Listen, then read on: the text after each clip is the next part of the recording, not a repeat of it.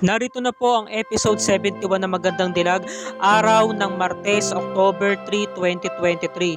Talagang sunog na sunog tong sasakyan ni Greta, no, at lumapit nga itong si tauhan ni Magnus para kumpirmahin nga kung talagang patay na nga tong si Gigi Robles. Inawat siya ng mga nakikisyoso doon na sabi, pre, delikado. Nakita mo naman sunog na yung sakyan. Sabi naman nung tauhan ni Magnus, patay na ba talaga yung nasa loob? O, panigurado, dead on arrival na yan.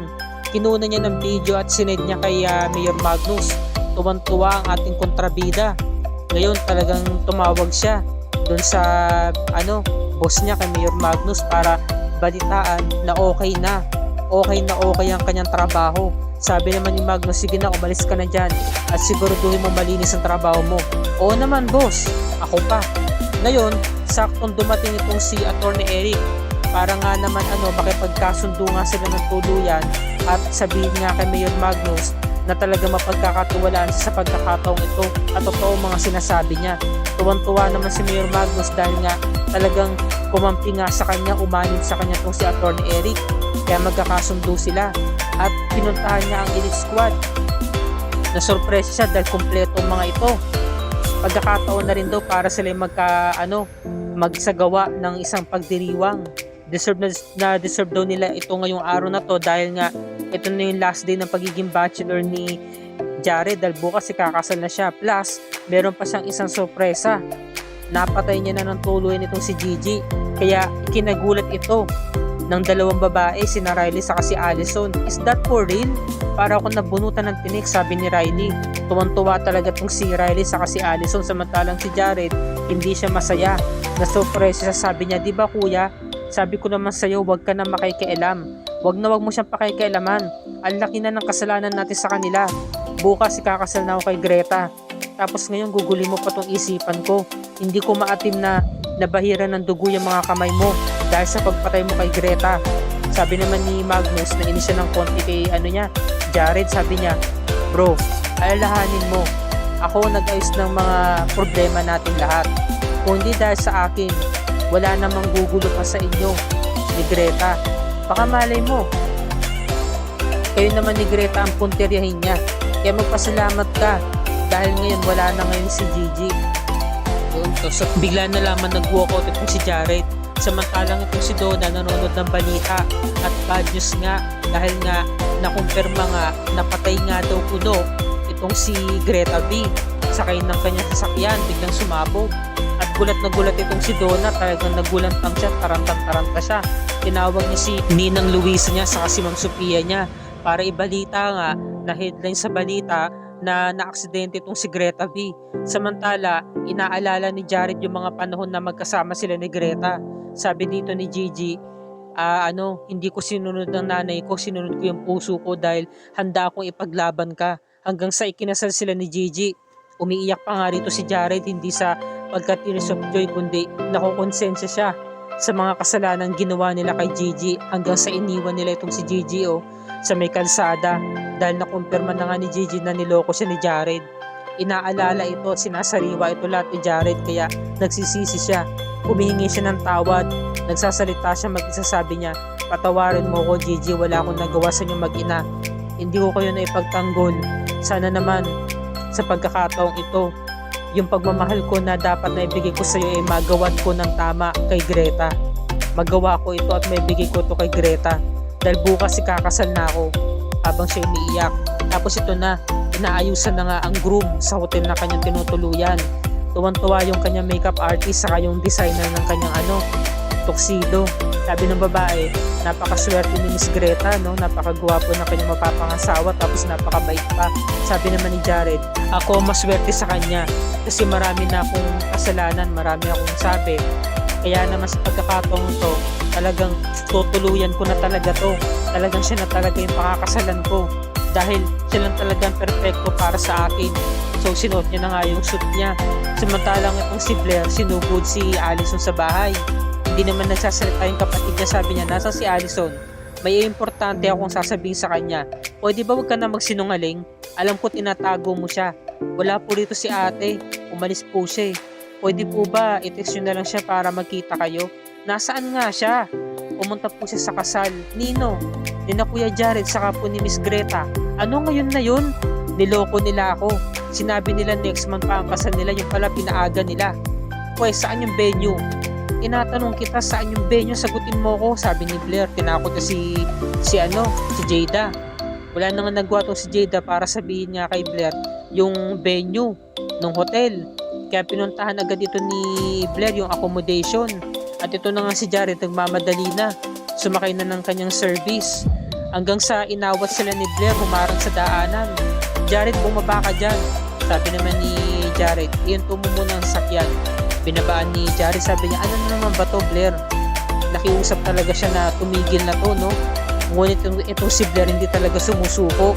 Sabi niya, tatawarin kita ngayon, Jared, kakalimutan ko lahat ng mga atraso mo sa akin.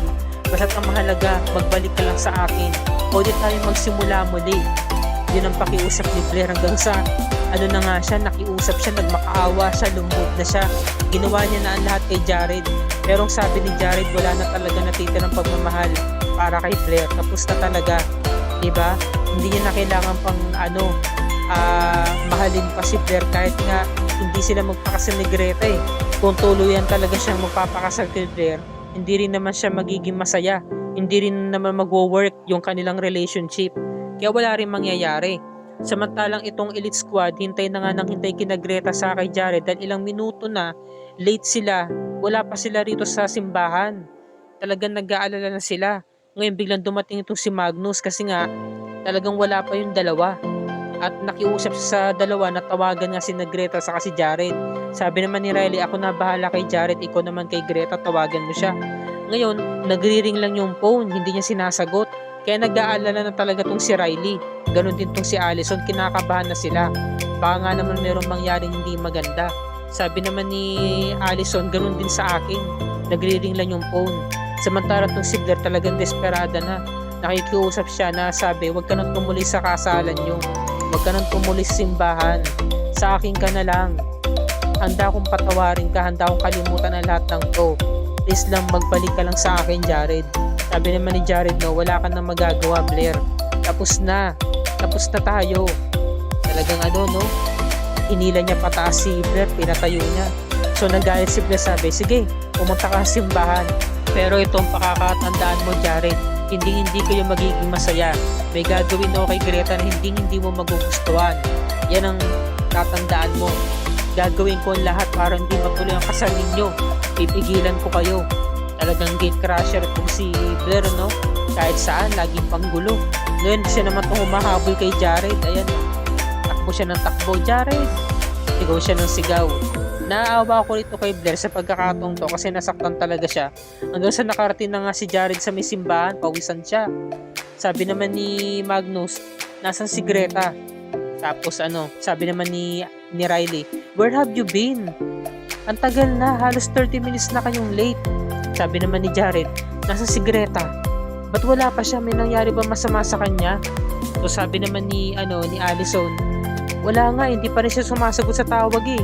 Tapos ito namang si Jared, naalala niya si Blair na nagbanta nga siya, sabi niya, nag-threaten si Blair kanina nung nagkaharap kami. Hindi kaya si Blair may kinalaman nito kaya hanggang ngayon wala pa yung bride ko.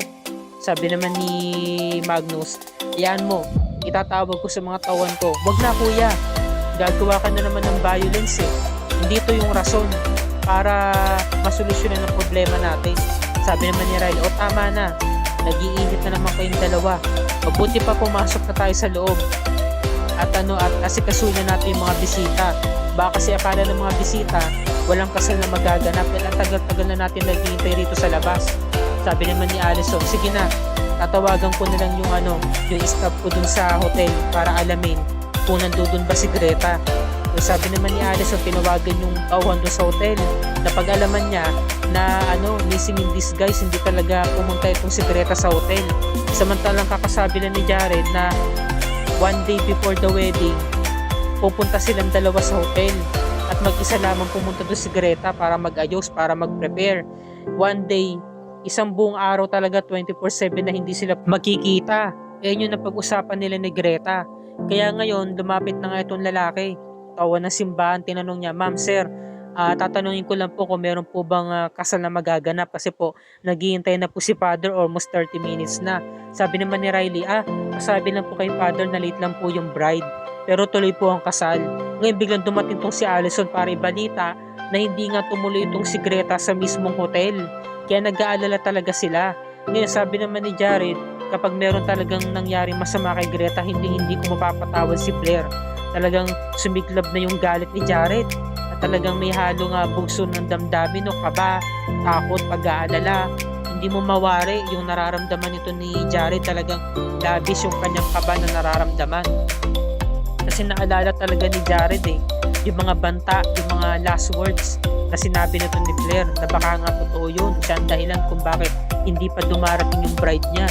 Samantala, paglabas nga niya ng simbahan, talagang tinatawagan pa rin niya si Greta, nagri-ring pa rin, hindi naman sinasagot.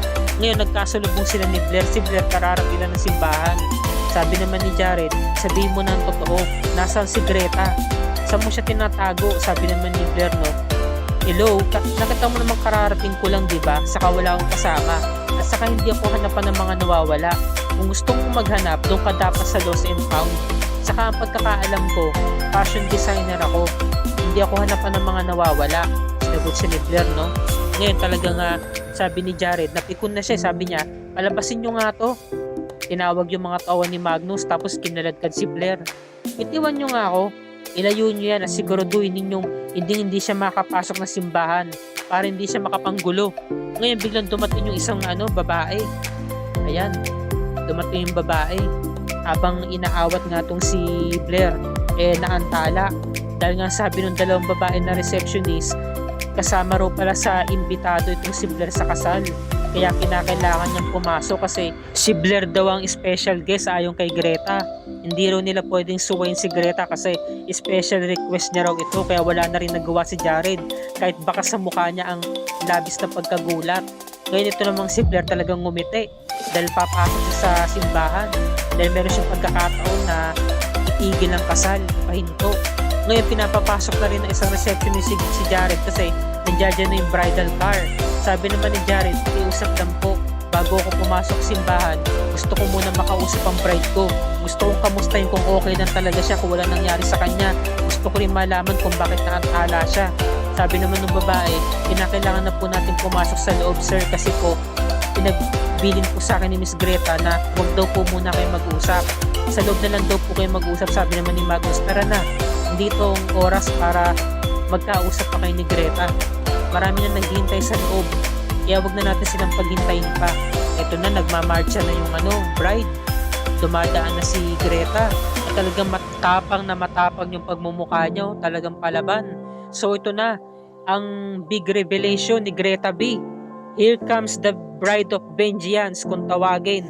Dahil dito na magaganap sa episode 72 ang pagbubulgar niya kung sino ba talaga siya. Kung sino ba ang nasa likod ng pagkatao ni Greta B. Dito na malalaman ng Elite Squad na si Gigi Robles ang kasama nila at nasa harapan nila sa harapan ng altar sa may simbahan. Dahil dito niya na talaga sasabihin kung sino siya. Kaya ito na yung pinakamalaking pasabog sa kasal ni Greta B sa ni Jared. Magkakaalaman na ngayong araw ng Miyerkules, October 4, 2023. Kaya wag natin tong palalagpasin mga kapuso dahil talagang umaatikabong eksena. Hindi makapigil hininga ang mga kaganapan dito sa Magandang Dilag dahil sobrang ganda.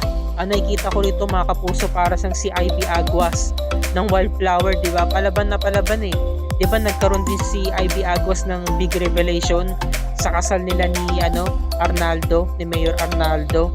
So ito na yon. Magaganap pa talaga bukas ang pagpapakilala niya bilang si Gigi Robles na talagang ikakagulat at ikaduluan ng mata ng mga Elite Squad. Kaya dito na po nagtatapos ang review ni Rica para sa araw na ito mga kapuso. Kung bago ka pa lamang sa akin channel, please like and share this video on your social media platforms. I-hit mo na rin ang subscribe button with notification bell icon para lagi ka updated sa mga episodes na Magandang Dilag and other GMA shows tulad nito. Happy viewing, maraming salamat sa inyong panonood mga kapuso, and God bless us all.